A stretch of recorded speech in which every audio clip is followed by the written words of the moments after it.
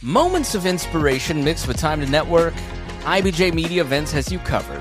From industry deep dives to awards celebrating Indiana's top leaders, see what's coming up and reserve your seat at ibj.com/RSVP.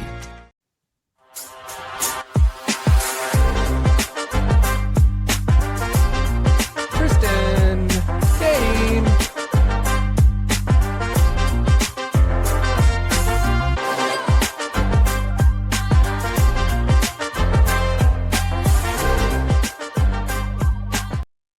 Hello, everybody. It's Peter Dunn.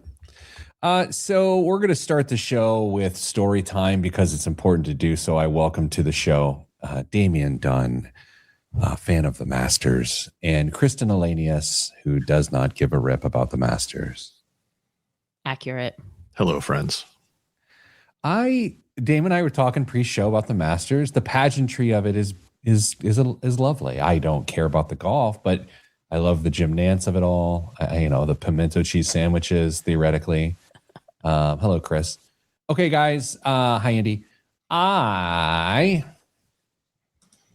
need you guys to be as honest with me as you've ever been willing to be. Okay. Oh boy. Okay, so Kristen, I need you to be just blunt. Okay. If appropriate. Okay. Dame, what your challenge is, because you and I think so similarly, is that you're going to also have to judge yourself because you would feel the same way. Oh no.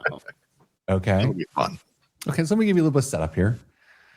This is spring break week here in where I live.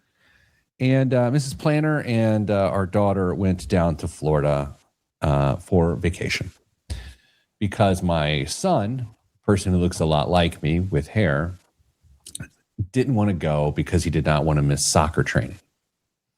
So I didn't get a vacation. And I don't particularly care because, Dane, what you've grown to know about me is I don't really care about vacation that much. Correct. Love my family. I just don't care. I just don't care. However, to be fair, I am taking a half day today because I'm mentally at a bad spot. So I probably need to rest my brain a little bit. Alas. So I'm single parenting. It's a lot. It's a full-time job. This is not about sympathy for me. Please understand. It really is not. I want the takeaway eventually to be the empathy I have for those that single parent on a regular basis. I say it all the time. I have no earthly clue how you do it and still keep your head on your shoulders. Kristen, have you gotten to that point of your parenting journey yet where you understand how awful it would be, or pardon me, how difficult it would be to do it alone? Yes, absolutely. Just by the way things are kind of structured in the evenings around our house, but it's also why I have a zero tolerance policy for not equal parenting in my home. Dame, the element that you and I get into really gets us to the mom and dad Uber realities of our lives, right? Mm-hmm. So early last week, my son said, hey, I've got an ingrown toenail that's really starting to bother me. Okay. Kristen, have you been down this path? I don't know if women do this. Of having ingrown toenails or like just being gross in general? Sure, fair. Okay. Dame? Do women have ingrown toenails? No, I mean, it's a male. It's a male teen. It's not unusual to get ingrown toenails. No, and I would think it'd be even more prevalent with what his activities are. Yeah, he kicks a ball. Fair enough. So my wife sends me a text from Florida, and she says, hey, if it's getting bad, go to CVS Minute Clinic and just get some antibiotics just to calm it down because it's probably infected. So I did. Went there, and the lady said, okay, if it gets worse, just go to urgent care, and then they'll just trim it out, and you'll be okay. Kristen. I guess I didn't know that minute clinics weren't basically the same as an urgent care, so that's news to me. Okay, well, hey, we are all learning together today. Okay, go ahead. So he starts on the whatever. I don't know what part HIPAA's involved with me disclosing this about my son's toe or not. So Thursday, which is yesterday morning, I'm dad taxiing around trying to also CEO this place and do a few other things. I'm speaking at one of our clients yesterday afternoon, so I'm scrambling. He calls me midway through training and says, I can't do anything else. I'm done. My toe is busted. got 2 games this week. I was like, okay, what do you want me to do? So I come pick him up. I go to urgent care. I'm like, all right, well, we're going to go get it cut out.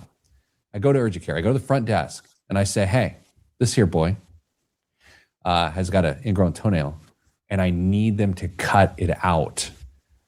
And the lady's like, okay, great. Signs me in. We get called back pretty quick. I don't know, nurse practitioner, tech. I don't know. No offense. I don't know. I don't know who you are, what you're doing. You're very kind. Come in. What's the problem? Tell them the problem. Okay, just a minute. It's 5 minutes and 20 seconds. We're back from lunch. Am I back? Growing? A little more. Getting better. And It's hanging on. it's hanging on a little bit. Out. Am I out of the vacuum? Still kind of in a vacuum. In the vacuum. Yeah, Who texts this show? Me? Yeah. I think so. Am I still in the vacuum? A little. Oh my God. Okay, am I still in the vacuum? Yes. Yes. Oh, this is terrible. Oh, Oh, Wait. am I back? be fine. Yes. Okay, like I said, it's fine. So another person comes in, you re-explain the problem. And the person says, oh, we don't do that here.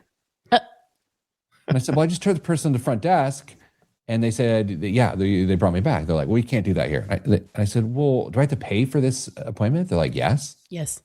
And I said, the person at the front desk, I told them what we needed and they sent me back there. They go, well, that person can't give medical advice. And so I'm frustrated. And I just want to pause here because it was a week of building frustrations and anxieties and stresses. And I felt that was a culmination of me not losing my mind and melting down, or as the kids say, crashing out on these people. I didn't. But I come to you today, Kristen. Yes. And as I looked online today to go to this facility to write them a firmly worded email, cannot find it. I have not. Am I crazy, or is that the dumbest, most crooked thing in the world? Or am I just being oversensitive? It's to you, Kristen. I understand why you're frustrated. I would be frustrated too. Okay. But I also, as my best friend works in vet med, so obviously different, but there's a lot of liability. Hear me out. And like when you call to make an appointment, like they legitimately can't tell you anything. They're like, do you want the appointment or not? Because I can't give you medical advice. So perhaps when you checked in, they should have been a little more clear of like, I actually don't need to know why you're here because I can't say whether you should be or not. Maybe that part should have been more clear. But I assume that rule exists out of pure practicality, and it's not the front desk person's fault. Who are you mad at? All right, Dave. Completely justified in everything that you were feeling. And you probably should have flipped some tables on your way out. You guys give advice for a living, but you know you have to stop short of certain advice. And me too. And I'm so mad. I'm so mad. It just like it doesn't pass the sniff test. It's like when I was once at an airport and the ticket got printed. It said Peter Dunn. Oh. And I went to the TSA person and they're like, well, that's not you. I said, well, it is me. See, Peter Dunn. They're like, this says Peter Dunn, not Peter Dunn. I said, what are the chances that there's a ticketing error and my name is actually Peter Dunn and there's not someone named Peter Dunn? And they sent me back to the desk to get another ticket and I had to wait another hour in the line. It's the same sort of stupidity. I don't know. Go ahead, Dave. Can I see if I have a story that's similar with the same stupidity from my spring break? Sure. Yes. Got a rental car. We were down in South Florida. Went out to get in the car one day to go to the grocery store to buy some stuff. Nothing. Dead battery. Oh. Now, the type of car that we got is notorious for killing batteries. It's something in the software. It just kills batteries. If something is, it's all over forums and whatnot. I don't know. How would you know that in advance, or did you Google that when the battery was dead? I happen to own one of these vehicles myself, and so we got it for familiarity because we would just have the same thing on vacation. No big deal. So I call the rental company and they say, okay, we can dispatch roadside service. It'll be blah, blah, blah dollars for them to come out and jumpstart the car. I said, well, wait a second. I didn't cause this to happen. It's not my fault. Well, we understand, but you didn't get roadside coverage. So you're going to pay for somebody to come and jump your car. That's so insane. I said, how about this? How about I just say, car's not working, come pick it up and bring me a new one.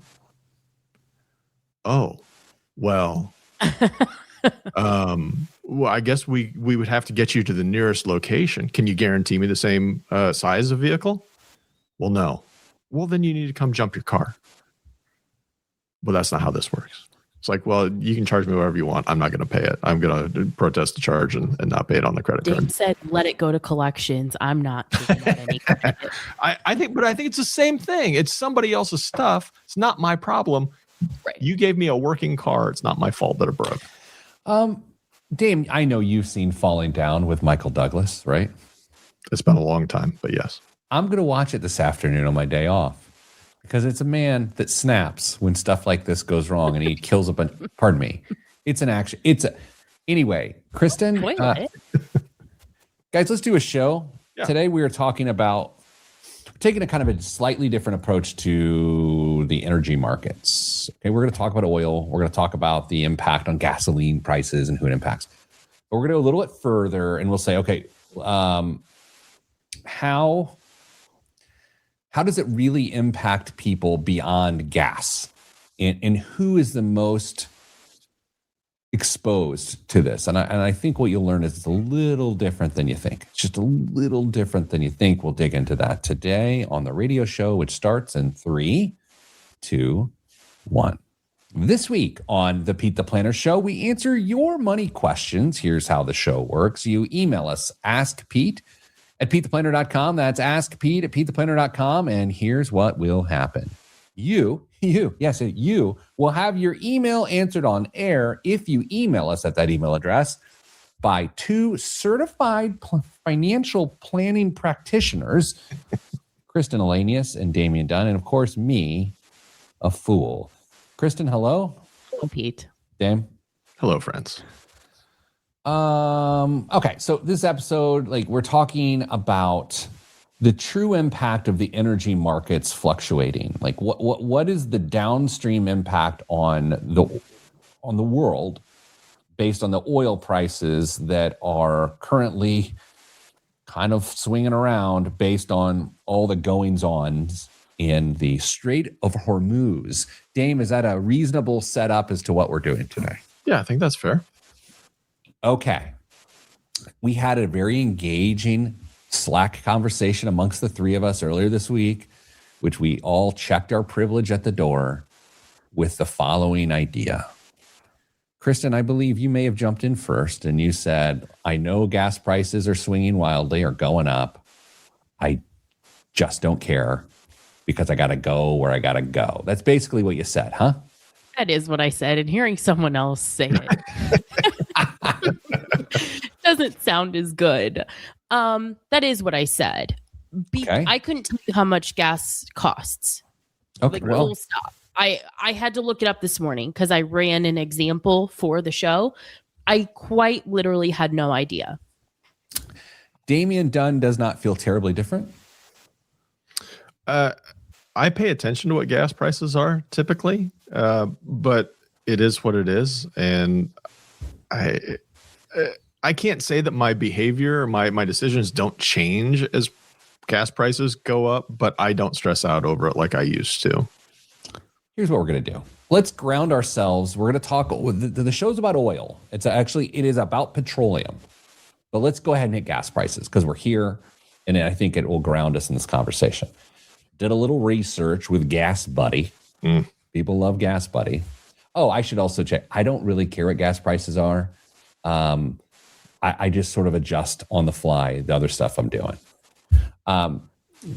Gas Buddy says before all of the stuff, $2.73 was the average price of gas in the United States. Gee, What? it's a lot higher than that now. I know that now. Boy, Dame, we just ruined our chance to do a really good guessing game with Crystal. Yeah. Oh, that would have been so embarrassing. $4.16 is the cost of sort of low tier unleaded right now. Okay. So what I did is I created a little bit of a calculator for myself.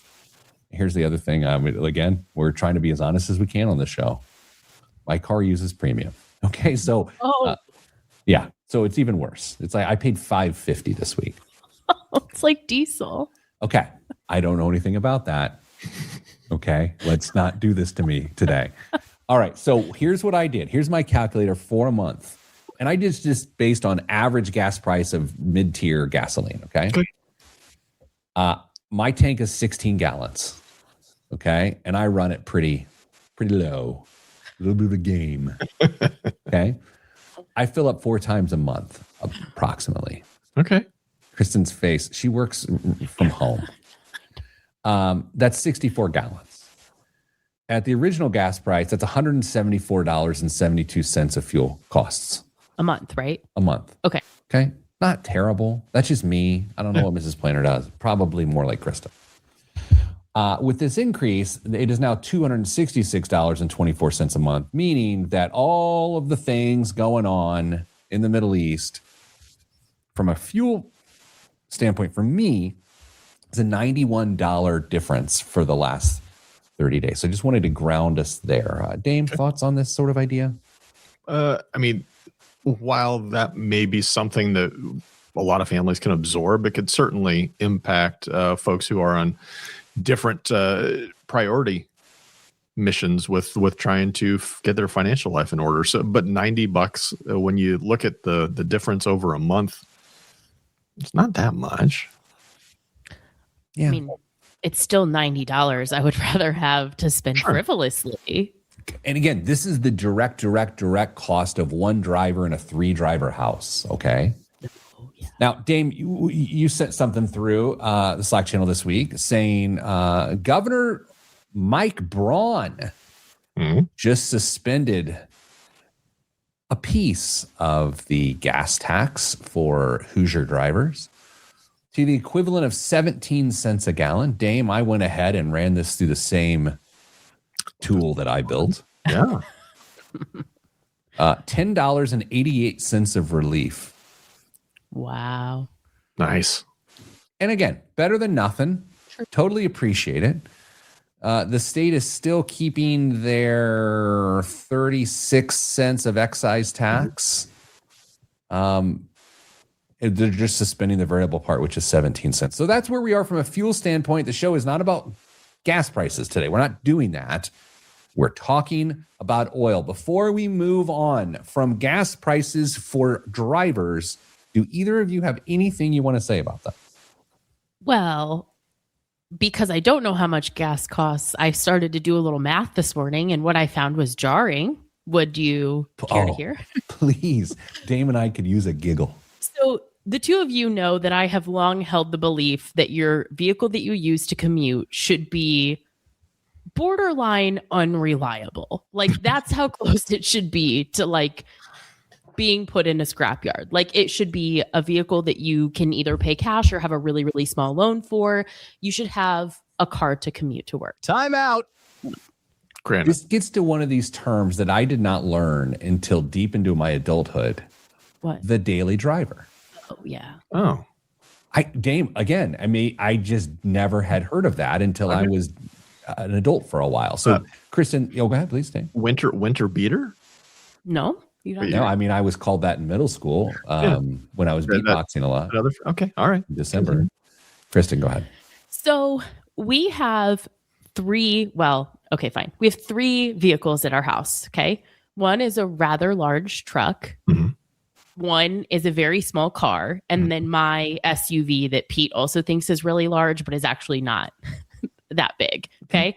So I ran the math for the difference in cost for Maggie's dad to drive to work in the truck versus the car right now. Are we not calling him your special friend anymore?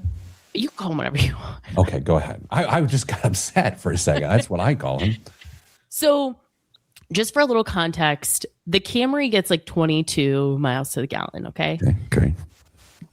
The Dodge gets 13. So it's quite a difference. Mhm. So if his commute to work and to do chores is like 42 miles a day. Okay. So the difference in a month between driving the Camry and the Dodge. Do you want to take any guesses at the cost difference? What do you got? Almost $200 a month. But I mean, you mentioned a word, Dame, chores. Yeah. Can he do the chores in a Camry? Feed buckets fit in the trunk of the Camry. But isn't that emasculating to pull feed buckets out of a Camry? I don't think he cares. I don't think the cows will respect him as much. I would agree. Like They just want to feed. They said, get over here. But $200 a month. And add to the fact that the Camry was a third of the price. So it's like, that's why I feel so strongly about having a daily driver. It's just like that cost, especially in times when fuel prices are higher, really, really makes a difference. Coming up after the break, Dame and I are going to reenact the conversation of Kristen and her special friend as she shares her thoughts with him about fuel prices and then the true impact of oil prices. Enough of this gasoline stuff. How does it affect the rest of your life? Right here on the Pete the Planner Show. I'm Pete the Planner. Okay. Dame, are you doing any inflation stuff in the news? Because it came out late this morning, so I doubt you are. Yeah, I didn't make it. Chris? What? What'd you say? Oh, I just said the Wall Street Journal. I saw that notification. There was a couple notes from it that I thought were really interesting. Just every inflation report, there's going to be things that are good. There's going to be things that are bad. Like I sometimes it's not political. It's just like it's just numbers. Okay, this I don't think is political. Here's one for you, Dame. And you used to care about peanut butter, but now are you back to caring about peanut butter?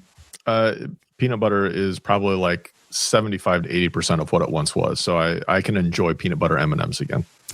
I can tell you this. I love peanut butter more than anything, but based on my current eating habits, I just don't eat peanut butter. Yeah. It's sad. Calorically dense. Correct. The price of peanut butter jumped 2.2% last month and is up 5.3% in the last year as a lot of peanut producing areas are facing a drought. Also, American farmers are estimated to be planting 15% fewer acres of peanuts this year than last year. So the peanut supply could diminish even more. Interesting, right? What about almonds? About what? I feel like the adjacent conversation is the almonds because it's always like they use so much water and that's expensive. And I feel like that's another area that you would expect to see an increase to. I don't know the answer to that, but I'm just sort of thinking off the cuff here, like you got almond milk. You never hear of peanut milk. Why don't people eat any peanut milk? Probably the calories. No one knows for sure. Let's keep it moving. How about eggs? Eggs. Are you ready for the decrease in eggs? I had it here. Decrease. Oh, yeah. The hot button issue of the last several years, eggs are down 44.7% over the last 12 months, and they are back to the levels of early 2022 before people were losing their minds. I would assume a lot of that has to do with the fact that there were some really bad strains of avian flu that went through and entire farms had to be cold. It's still not good. Yeah, it's not great, but it's better. Beef is one of the biggest drivers of stubbornly high food prices. We've actually talked about this on the show. And by all means, this challenge predates the current war situation in the Middle East. I always say I'm not going to get into it. I'm really trying not to get into the war today. I'm just really not. Like, we'll see how good I do. Prices actually eased a little bit in March for beef, but are now up 12% year over year. Okay, so needless to say, inflation is the highest it's been in 12 months.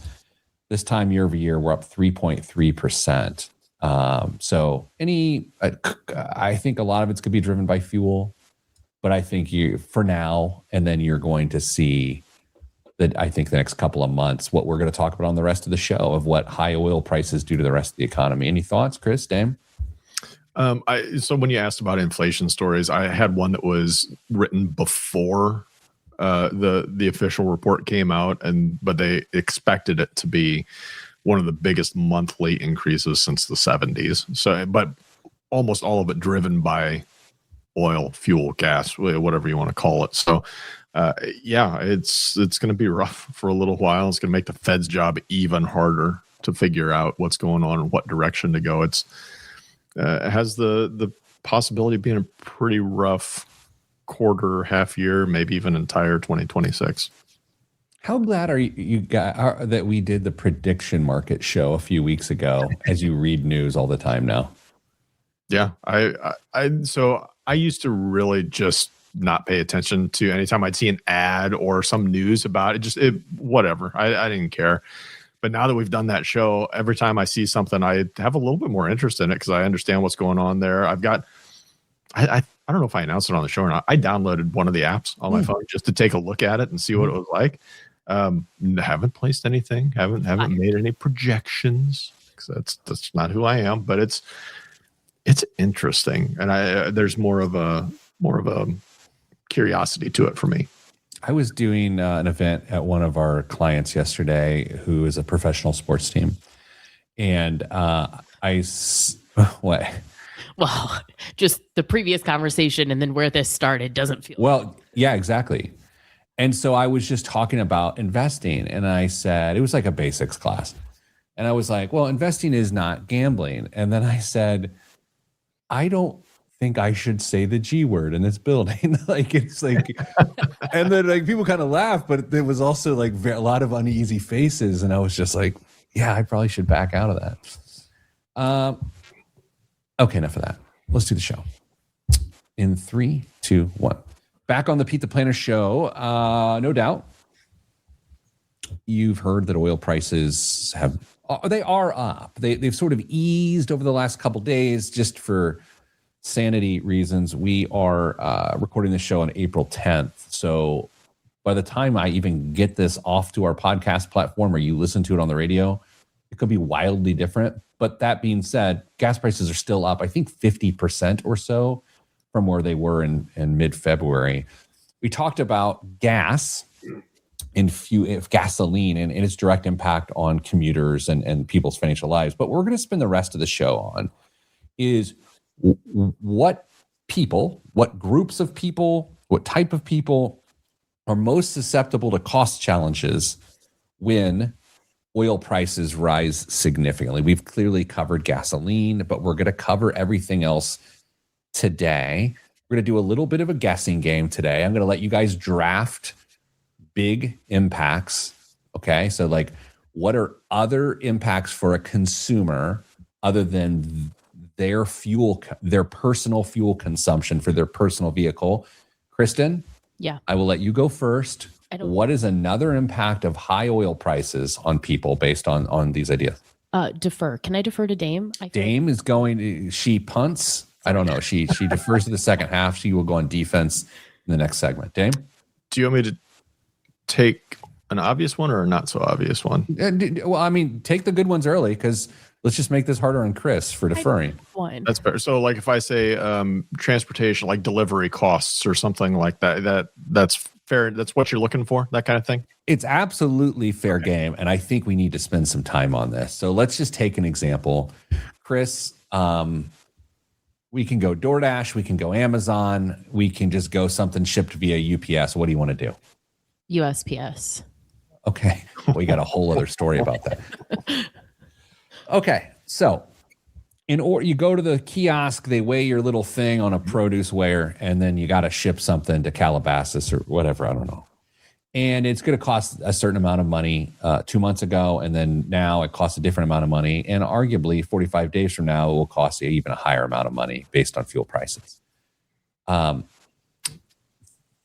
That is not only a problem if you are directing or you're shipping directly as a consumer, but Dame, or not as a consumer, but I'm shipping something to grandma. Mm-hmm. But if I'm getting something shipped to me that I purchase online, not only will the raw materials that go to the manufacturer be subject to those gas price increases, but then the final product, when it gets shipped to a distributor, will be subject to those increases. And then finally, when it comes to my household, I'll be subject to those increases. That's a problem. Yeah, it literally touches almost every point of your life. Whether you go get it yourself or you have it sent to you, unless you grow it on your land, you're going to be paying some sort of increase for this. I'm going to go ahead and pull the tab back on another one, trying to get in front of Kristen so she only has the harder ones to think about since she punted. Dame, you just said something so interesting that sheds light on the one grocery product that is most subject to price increases when oil goes up. Go ahead. Bread. Ooh, interesting. No, but I bet it's second. Kristen, do you want to guess? I would have no milk. I love when she I have no idea. doesn't know what to do. Here's the thing about Kristen, It's everybody. penny. That's what I was thinking. I was trying to think of like fuel is more expensive when the goods are way more. That's why I didn't think bread. Bread weighs nothing. Produce. Why? Yeah. Produce. Because it comes from far away. It comes from far away. But that's where your Midwestern bias lives. It might, maybe people who live where you actually can get fresh fruit more often don't feel that way. Guess where I live? Where there's not. Midwest. So, like, if I want an avocado from Mexico, not only does it have to avoid the tariff that was almost slapped on it, but then you also, one, have to figure out how to take the pit out without cutting your hand. But three, it's going to be super, super, super expensive. Anything, even if you think about Trader Joe's, like their frozen meats and protein section, their sea bass comes from like Vietnam or something like that. Do you know how expensive it's going to be to ship sea bass, frozen sea bass from Vietnam? It's going to be insane. Dame's making a look, and I think it's that he does not like bass from the sea. I don't, but I was just thinking that I haven't checked on that market lately. I couldn't tell you what the shipping cost for sea bass from Vietnam is going to be. It's niche. In a similar vein, I was thinking about we live pretty far from where almost all the lettuce in the U.S. is produced. So I would imagine that's one that you would see an increase in price more than maybe others. Well, let us take a moment to acknowledge that. Lettuce. Okay. Okay, moving on. Kristen, you actually get a chance now. What other thing that will increase the cost of someone's life based on oil price increases? I genuinely do not know, you guys, because it's everything. It's anything that has to be brought to you or to someone else. Like, I feel like saying shipping costs is all encompassing. What is not included in that? Oh, there's a lot. So where I was going when I said bread, it was a story a long time ago, and I couldn't tell you what the actual numbers were, but it's the packaging of this stuff, not the transportation of, but the packaging, like the cost of how much more it was going to cost to make the bags that the bread is in because of the oil that's used in plastics was going to go up not insignificantly, and on a percentage scale, it was one of the bigger increases in a grocery store. So now we not only have to worry about getting stuff there, but how that stuff is actually handed over to you. The packaging that it comes in is going to go up as well. So it's literally everything. For the radio audience, again, let me just sort of reset how this entire show works. This is a radio show that you're listening to right now. It's also a podcast. So you can listen to what happens between the break. Just go to wherever you get podcasts, search Pete the Planner. For the podcast audience, I often talk about my health journey and these crazy things I do. Kristen, to Dame's point, I started a new regimen this week involving collagen peptides into my diet. Okay. Not for hair or skin issues, but for my joints because I'm 1,000 years old. The packaging, Dame, says now with 90% less plastic, which we know is a petroleum byproduct. So, Dame, you're right about that. Okay. I want to go back to produce here for a second because we're trying to create a profile of the type of person who's actually going to suffer from this the most. Dame, if your diet consists of very little produce, then it doesn't really matter. If you are a family that is eating healthy, those were air quotes, and you're really hammering that produce every meal 7 days a week, you're really paying for it. So part of this is not only just general consumption of this, but specific consumption based on your lifestyle. I hadn't really considered that. Now I'm thinking, well, gosh, what's the cost comparison to the average American diet versus a clean diet versus somebody who leans on fast food a lot as well? I mean, what's the delta when oil prices go up? Is one less susceptible to price increases? That'd be a really interesting study. I know we eat a lot of produce, a tremendous amount of produce, and you're already seeing like berries. Our kids go through berries like I don't even know. I don't even know if I knew what a berry was when I was a teenager, but our kids do, and they eat a lot. And I'm guessing those prices are flying up. All right, let's hit one that is kind of obvious before we go to the break, and then we'll come back and talk about it. Airline tickets. Airline tickets are arguably already prohibitively expensive, but they're going to get a lot worse. They're up 14% here recently. So coming up after the break, we're going to continue to build out the profile of the type of person who is most impacted by oil price increases right here on the Pete the Planner Show. I'm Pete the Planner. Baggage fees just went up too on United, Delta. One of the big airlines just increased it by $10 for the first checked bag. Jeez. Not to pat myself on the back because increase. Oh, sorry. Go ahead, Chris. Yeah, what? It's like a 20% increase, right? They're usually like somewhere between 30 and if it's $50, that's insane. I don't even know, but that's how they're trying to offset the extra fuel to lug around those 150-pound bags that people try and slide through check-in. I already feel pretty good, and I mean we're only halfway through the show, but I feel pretty good that I've not. Don't. That I haven't like gone hot take-ish. Yeah, you're great. You're doing great. You're doing a good job. You guys gotta have to reinforce that because again, it'll be before a show. I'm like, I don't keep it cool today, and then all of a sudden I get this look in my eye, and I know you guys kind of sit back. You're like, oh. I would like to say I both apologize for doing that to you, and then I just feel more drawn than ever to do it. But I'm not doing it today. It's fair. You're not going to upset me if you do. Pete's doing a great job. Everybody's happy with him. That's right. Okay. Gosh, that sound drops. Okay, I'm not going to do it. All right. In 3, 2, 1. Back on the Pete the Planner Show. Here's the show. Picture this. The show today is about what will increased oil prices do for the rest of your life. Not for the rest of your life. To the rest of your life, not for the rest of your life. It's a little aggressive. We all know gas prices stink. So if you're going to fill up your car to take your kid to soccer, that's more expensive. But now what we've been exploring is like, what are the other purchase decisions throughout your life that are impacted this? We've talked groceries. We've talked delivery in the forms of things being delivered from Amazon or USPS. Dame, let's not skip by another food one before we get back to airlines. Let's go to DoorDash for a second here. And the reason I want to do it is because what a person ends up doing is they almost get triple affected. Triple? Do tell. At least double. Okay, so so the restaurant, which is always spelled differently than you think it should be. Don't you agree the word restaurant doesn't? What alternative spelling would you propose? Let's not do that. Okay. I'm just saying when you go to spell it, you're like, huh? Okay. The restaurant makes their produce purchase. They're going to have increased costs. So they're going to increase their menu prices. They've already had beef price increases too. Okay. And then all the bread packaging.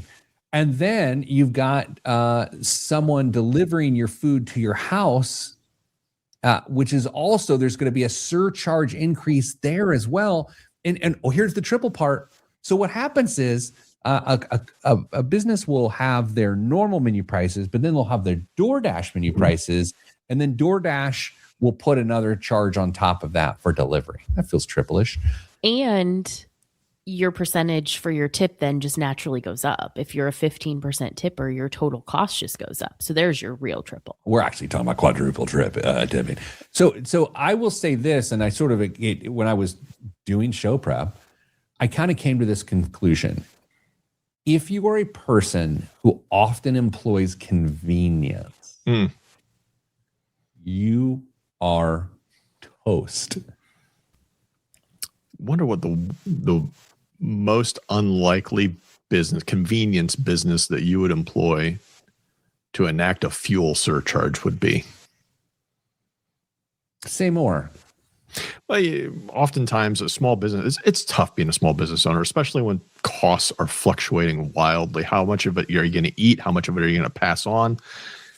And I'm wondering, times like these, it would, in my opinion, not be unreasonable if you haven't implemented one to think about it. And I'm wondering, what's the least expected business that could get away with enacting a fuel surcharge? I don't know. Just an interesting question. I mean, obviously, landscaping businesses, you expect it. I mean, they are doing nothing but burning gas all day long, and their costs go up exponentially when fuel prices go up by 50%. So they're going to probably make some pretty quick changes. But other businesses, I don't know. It'd be really interesting to see who tries to sneak one through.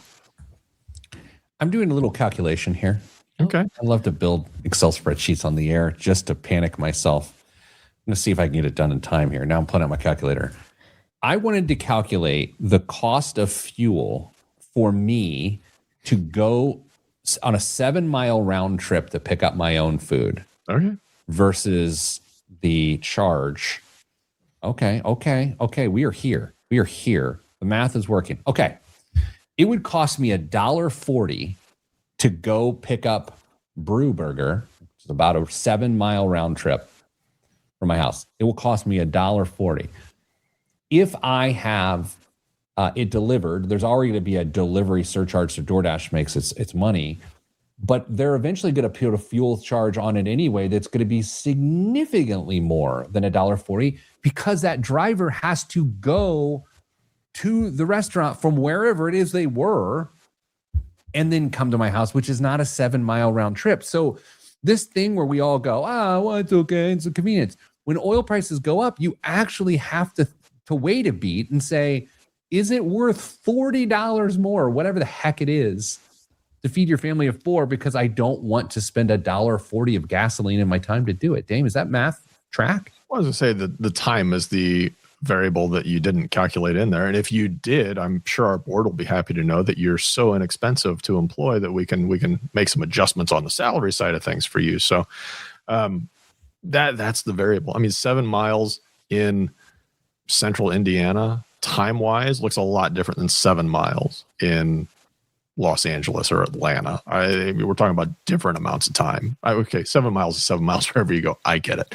But the time that it's going to take to commute that is a little different. It's good that Dame brought up roundabouts. But what about the people who can't really do anything about it, who just have to accept it? And I mean, who? Who? Like people who can't cut out convenience. Like, for example, if you live in a more rural area, you're not employing convenience to the same degree as someone who lives in the metropolis that is Indianapolis. If you don't have you don't have as many options for convenience. Getting DoorDash delivered to my house is like, I mean, technically it's possible, but like it's insanely expensive. It's nowhere near what it is for where you're at. Like, I think if you don't live where there are a lot of other people, if you live more rural, a lot of these costs you just have to accept. Like, you still have to drive further to the grocery store. Your delivery charge for your utilities is going to go up, and you can't get any closer to the plant where they're pulling that energy from. Like, I don't think that I think there's a population who you can't fix that. What are you going to do? Move? Not everyone's me. You say that all the time. I love it. Kristen, there's a big one here we have not talked about that can get into your parenting style. Oh. Diapers. Oh. Diapers are wildly dependent on oil prices, especially if they are non-cloth diapers. So that is something you have to deal with. Here's one that impacts me and the rest of the Carmelites. Synthetic clothing such as athleisure. Cosmetics and personal care products. Dame, here's one for others. Asphalt roofing shingles, vinyl siding, insulation materials, paint, and landscaping materials, including fertilizer and mulch transport. Yeah. It's really funny there's nothing funny about this. As we go down this list, what is interesting is it is, maybe to Kristen's point, it is impacting different types of people who live in different places, different ways. If you live further from where the goods are, we're talking goods versus services. If you live further from where the goods are, it's going to cost you more. That's why I think someone who lives out in the middle of nowhere, particularly someone who thinks they're building their house this year, is the most impacted. So you guys know I occasionally travel for work here at Your Money Line, and occasionally we eat the cost as a business, but oftentimes if I'm speaking somewhere, we pass that cost on and like, you pay for Pete's travel.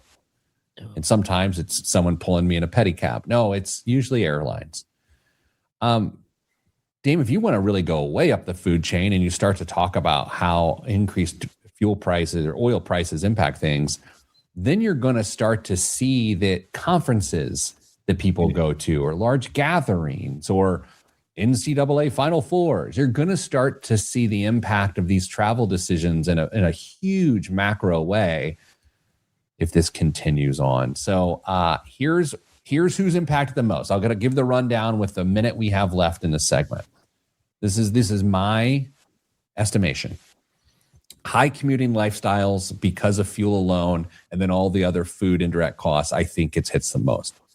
People who do not have a healthy grasp on convenience-based spending. People that will literally order something off of Amazon all of the time. And if you think, oh, I have Prime, it doesn't matter, it will catch up with you, and it will absolutely matter. Frequent travelers are number 3, that it's just their lifestyle via business or personal.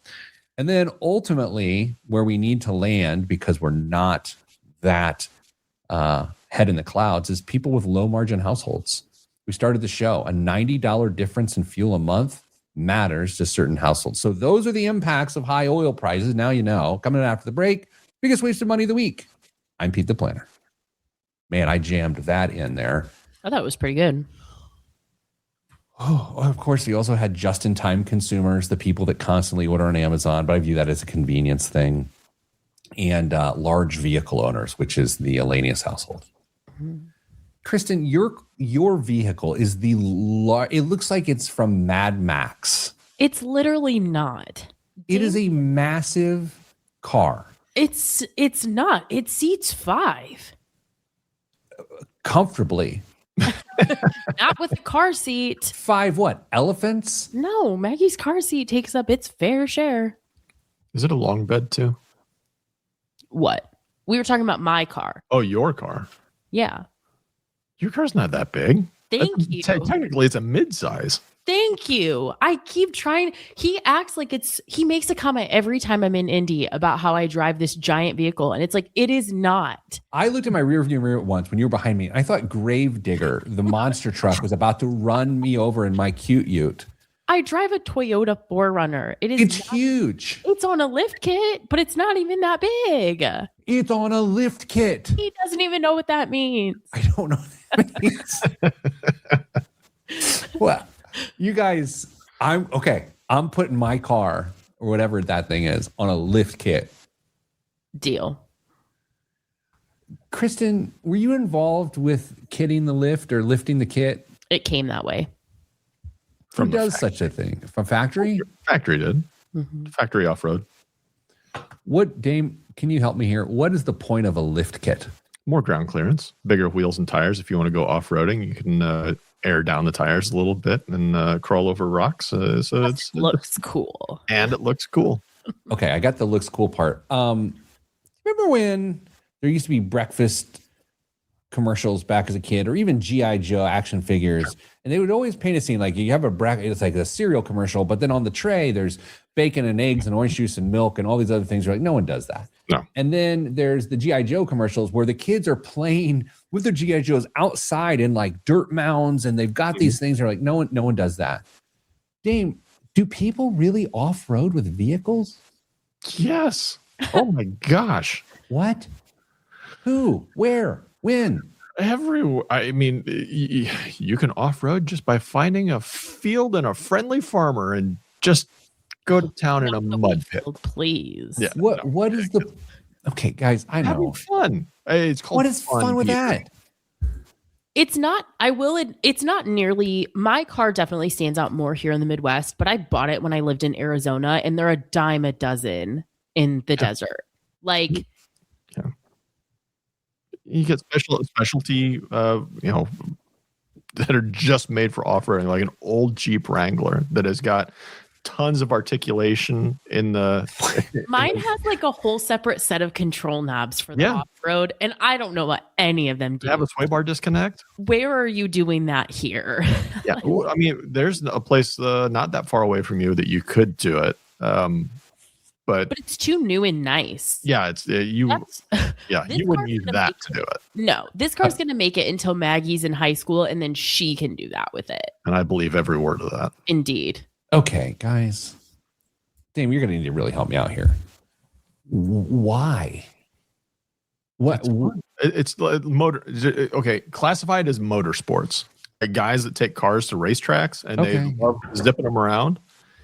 This is for the outdoorsy, adventure guy who wants to just go see if they've got a vehicle that can climb up a grade that is just littered with little rocks, little boulders, get it going at some ridiculous angle and make it through. They're going super slow, but and then there are actually races that kind of do all that. There's one out west, King of Hammers, that is totally.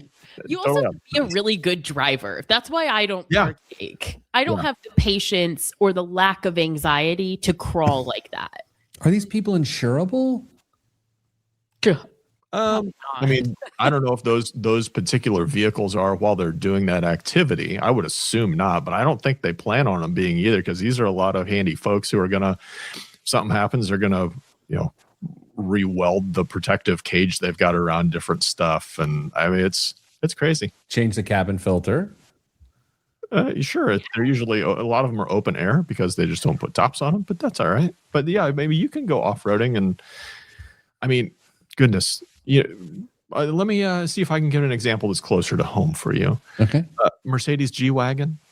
I would never. That is not. Well, that's closer to you. That's closer to you. That's not One me. of the most capable off-road vehicles produced. Who can? Okay, I don't know. Different strokes for different folks, and by strokes I mean like an 8-stroke engine. Is that a thing? 8-stroke engine? That'd be interesting. 8-cylinder engine. Okay. I love how quickly you admit that you don't know. You should have just rode with it and just like. I rode shotgun. I mean, it's truly different strokes for different folks. Nothing about that seems fun to me. It's not for me either. You went out to some of the great national parks out west. Yeah, I leave no trace, bro. I even pack TP. But imagine if you were able to go off the beaten path and ruin a really national immerse park. yourself into the wilderness and just crawl over. I did on foot. I don't need a vehicle. Well, you imagine how much further you could have gone if you'd been in a mode of transportation. The moral of the story here is I could drive a much bigger vehicle. The one that Dame brings down to Indy is even bigger than mine. Oh, yeah. Significantly. This just sounds like a nightmare. Here's the equivalent for me. Dame, if you happen to be shopping with your special lady friend and they're shopping and shopping. Yeah. What's that? It's my wife, by the way. Don't try and throw somebody else into my relationship. Dame, can you show us your ring finger real quick? Yeah, it's not there. I had to have it cut off. It's a longer story. It sounds like just a real passive aggressive way to break news to the rest of the show. Not so Passive much. aggressive is not Dame style. I think that's It really isn't. more You know, when you're shopping with a lady friend and you had to sit in that boyfriend chair for like 20, 30 minutes, well, that's off-roading to me. It's just like, what am I doing? What has gone wrong in my life that this is the moment I'm in? Off-roading is a lot of problem solving. You would I like that. I like you would that. like that. There you go. I just imagine calling my insurance agent Todd and explaining how something went wrong. Like I said, you probably wouldn't. These are vehicles that you just plan on putting a whole bunch of money into if you get a little crazy. This does reinforce something that you two have known for a long time. I am not fun. I am funny, not fun. I am not fun. You want fun? I'm not the guy. So true. If you want to laugh a little bit, I'm the guy. I think if somebody took you off-roading, you would laugh, and then you would say, "I'm never doing that again." I'd get car sick. Oh yeah, okay, yeah, that you might, depending on what you were doing. You know, it's like when you're a kid and the coach is like, "You guys ready to have fun?" And I'd be like, "No, no." I'm so like, I don't think I've ever explained, like in the last of my adult years. So it's like, well, how was it? I don't think I've ever said, "Oh, it was really fun." That's so sad. Is it? Yeah, Because I think other people that go to things that you're at would say that they're fun. I don't know. It's just not something I value. I think maybe we should go to the next segment. I value not being inconvenienced. Yeah. That's what I value. That's why sitting in my chair at home is amazing. In 3, 2, 1. This week's biggest waste of money of the week right here on the Pete the Planner show is the T-Rex leather bag. A T-Rex leather bag by Infin Levy. 66 million years after the last T-Rex walked the earth. Actually, I want to redo that read because I feel like I could have done it in a much better voice, Dame. go for it.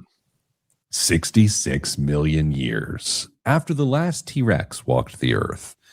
The species is making its fashion debut, the world's first product made from lab-grown T-Rex leather. So one-of-a-kind handbag designed by Berlin techwear label Infin Levy, built from a material engineered by VML, the organoid company, and lab-grown leather limited, using reconstructed T-Rex collagen sequences recovered from fossilized bone. AI modeling and computational biology filled in the genetic gaps, with the resulting blueprint synthesized and cultivated into a scaffold-free material its creators say is structurally identical to conventional leather, biodegradable, repairable, and produced without animal slaughter. Not everyone in the paleontology community agrees with the material qualifies as genuine T-Rex leather, myself included. The bag itself is a deep teal angular silhouette with 3 claw mark incisions, sterling silver hardware, black diamonds, a lining of WW2 British pilot cotton, and a Shindo nylon strap from Japan. Okay. This is nuts. Why did we need leather or cloth from the Second World War when the entire point was that this is from DNA ? From 66 million years ago? Isn't this the dumbest thing ever? So dumb. Would it have killed them to give us an image of a T-Rex with a cute little handbag over one of those short front arms? I mean, That's a marketing miss. You're exactly right, Damien. All right, Kristen, how much does this T-Rex leather handbag? Okay, I want to say a phrase that has never been spoken in human history. Okay. Kristen, how much does this T-Rex leather handbag cost? With the increase in fuel charges to make the materials. Fossil fuels? Oh my. For those not watching the live stream, is over the moon about that one. This is 75. Oh my, I don't know, $75,000. Okay, Dave. 10 grand. $660,000. It's the fuel prices. Oh my gosh, guys, that's so dumb. That's so bad. Dane, what's in the news this week? Well, the United States Postal Service just made a pretty telling move, and it's not about stamps. They're suspending contributions to their employee pension plan to conserve cash. We're talking about roughly $200 million every 2 weeks that they're not now paying. The goal is to free up about $2.5 billion this year just to keep operations running. And to be clear, they're saying this won't immediately impact current retirees, but that's not really the headline. The headline is this. They're warning that they could run out of cash as soon as next year without major changes, rather. Didn't happen overnight. First-class mail, the most profitable business, has been declining for years. Meanwhile, costs like labor, transportation, and fuel keep going up. So what do you do when the math stops working? You start making trade-offs. And right now, they're choosing to keep the lights on instead of fully funding the future. Here's my issue with the story after Kristen makes her point. Kristen? How underfunded is their pension already, Damien? Do you know? I don't know. I thought I saw that number. Because the answer is it is, and it's by this percentage. Okay, here's my problem, and it's intellectual dishonesty. Okay, so the Postal Service Chief Financial Officer, Mr. Luke Grossman, says, "quote There will not be any immediate detrimental impact to our current or future retirees if normal FERS cost payments are temporarily withheld." Okay, number one, How's that true? because he said immediate. He said there will not be any immediate detrimental impact, meaning, hey, everyone, don't worry, there's not going to be an immediate impact. Oh, it's going to mess you up. But there's no, that phrase, when the first time you read it or hear it, you think he just said there's no impact. No, what he said is there's no immediate impact. And I find that intellectually dishonest. I don't like that. The checks in the mail are going to clear. Don't worry about it. The next one. I find this friggin' reckless. Just reckless. Did the article say, Dame, weren't they imposing a surcharge on certain, I don't remember what, it was the news story I didn't read last night. They were already going to be implementing another surcharge. So that's not enough to bridge this gap. Yeah, Dame, I think that's unfair that if a guy ships something, there's a surcharge. If a woman ships something, there's no ma'am charge. Yeah, seriously. What else is in the news? The weight loss drug boom is turning into a retail story, just not the way you might have expected. You've got Novo Nordisk and Eli Lilly battling it out over GLP-1 drugs, but the real winner here might be your local clothing store. Right now, about one in this many Americans are using weight loss medications. Oh. In this many Americans. I bet it's 15 to 20% of Americans. Well, 15 to 20%. That would be 1.5 to 2 of 10 Americans. I say, or what do you say? Out of 10? How many would you say? What? I said 1 out of this many Americans. 1 out of 7. Oh. 1 out of 7. 17%.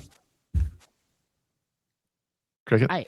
You know what? No, don't worry about it. 1 out of 8 Americans are using weight loss medications. Very nice. That's roughly 13% of the population. And some estimates say we could go from about 10 million users today to 30 million by 2030. And here's where it gets interesting. When people lose a significant amount of weight, they don't just celebrate, they shop.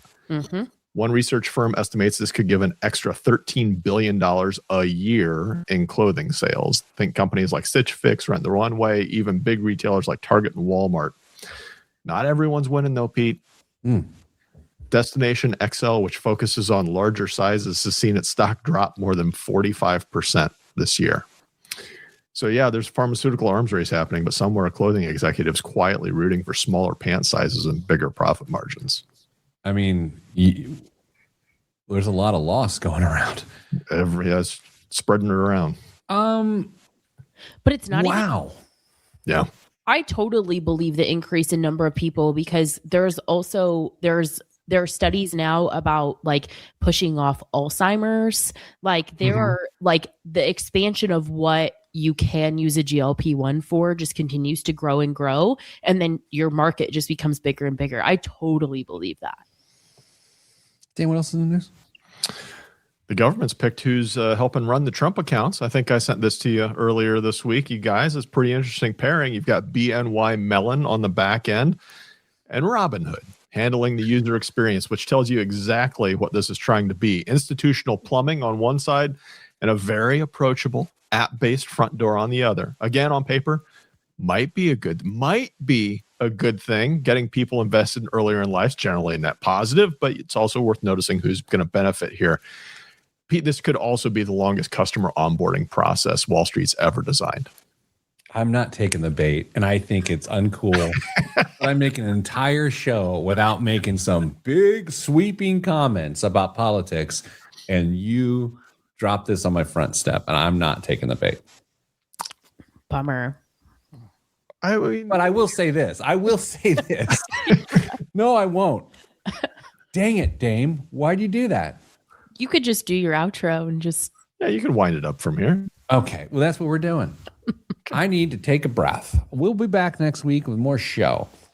Well, here's what I want to leave you with. When you think about oil prices going up, and they are already up, but if they continue to go up, if the next couple of weeks doesn't go the way it's supposed to go, how can you make better decisions around convenience, travel, just-in-time purchases that will make a difference in your financial life? And I have nothing to say about the government today. That's all I got time for. So send you good times or vibes or good luck with your life. I'll see you next week. You got me flustered. What are you doing? I thought it was great, actually. You didn't like the ma'am charge joke? It was so bad. How about fossil fuels? These are bangers. The fossil fuels one was also a better joke, but your reaction... The pleasure that you took in making the joke was the best. I threw a stress ball across the room and cheered. I just told myself after last week's show, after I look at your faces when I'm just going on some rant, I'm just like, I got to stop doing that to them. No. Do it all you want. No, I'm gonna go. That's it. I'm out. Kristen, good luck with your monster truck. And Dame, enjoy off-roading in corn cobs. What? Do you know the name of a monster truck? I know a lot. I was a kid in the 80s. You got Gravedigger, Bigfoot. Okay. Bigfoot 2. Bigfoot Junior. Junior. It's just that, but like much smaller vehicles, huh? Oh, I'm just going to go in my well-paved roundabout home here in a little bit. That's all I know. All right, everybody, good luck with your lives. Stay getting money.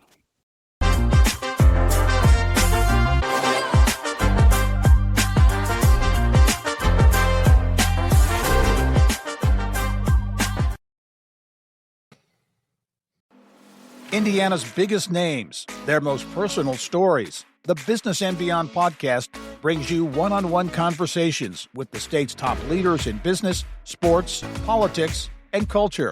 If you want to know what makes Indiana tick, this is your show. Subscribe and listen wherever you get your podcasts or at ibjpodcasts.com. The IBJ Media Podcast Network is the soundtrack of a growing state. Indiana is on the move, and you can hear it happening on the IBJ Media Podcast Network. We bring you the voices at the center of our economy, our courts, our companies, and our communities. Subscribe now and be part of the conversation that's building Indiana's future. Find all of our shows by searching IBJ Media in your podcast app or visit ibjpodcasts.com.